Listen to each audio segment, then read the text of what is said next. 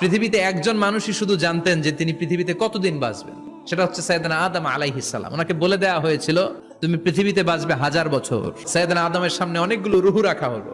সাইয়েদনা আদম বললেন এরা কারা? আল্লাহ বললেন তোমার বংশধর। সাইয়েদনা আদম বললেন আল্লাহ ওই যে একটা রুহু দেখা যায় এটার নাম কি?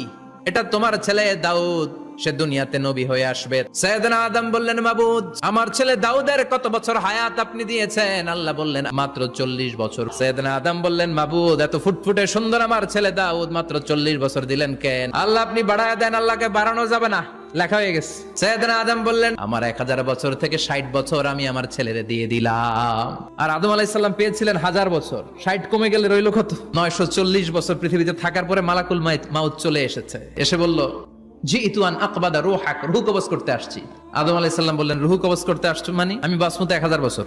মালাকুল মাউত বললেন না না, ওই যে আগের কথা স্মরণ করেন আপনি 60 বছর দিয়ে দিয়েছিলেন। কয় না আমি দেই নাই।